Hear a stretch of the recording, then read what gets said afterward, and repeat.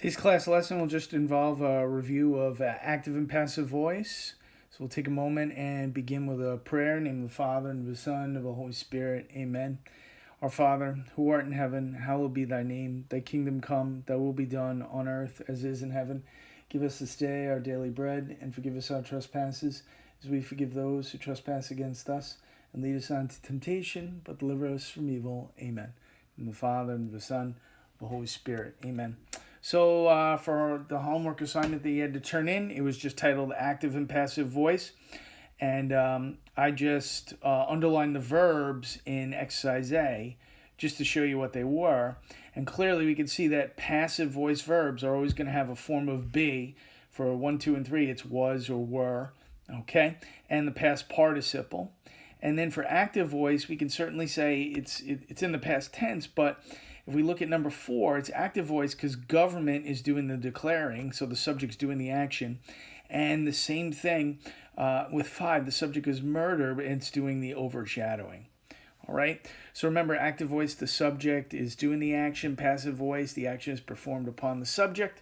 There's always a form of be with the past participle and passive voice.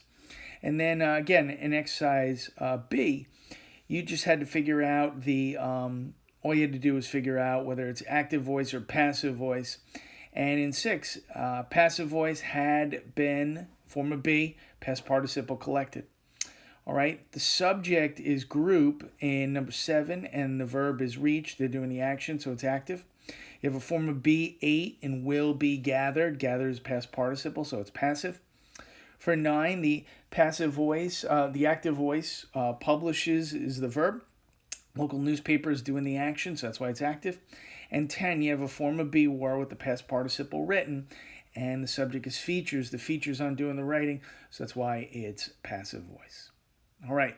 If you have any questions on active and passive voice, you can always email me. I'll be more than happy to get back to you. Last homework assignment in college writing you have to do is complete the sentences. There is a worksheet titled Uses of the Passive Voice. There are 5 sentences you have to put in active voice. There's one that's already correct. One you can't put into active voice, and you can just put down correct. So you're only writing 4 sentences. Should be a piece of cake. And then you want to get done with college writing very early. Work on your capstone project. Okay. The sooner you get that done, the sooner you can check out of college writing. It's not due till the 19th.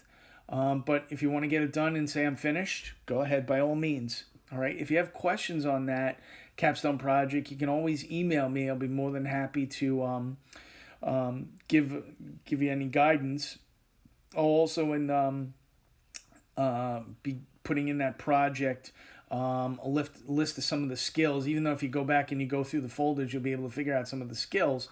But I'll give you a list of skills that might help you. When it comes to writing your email. And if you haven't seen that lesson on what the capstone project is, please watch it so you understand what you have to do. And again, if you have any questions, feel free to email me. I'll have your narrative essays back to you sometime next week, so you'll have all your test grades for all your papers. Make sure you hand in all your homeworks. I mean, if you do it, I can give you credit. If you don't do it, I can't give you any credit. And I'm like a bank robber. I don't want to kill anybody. I just want the money. I'm a college writing teacher. I just want the homework done. So if you have any further questions about anything, feel free to email me. Otherwise, stay safe and have a great day.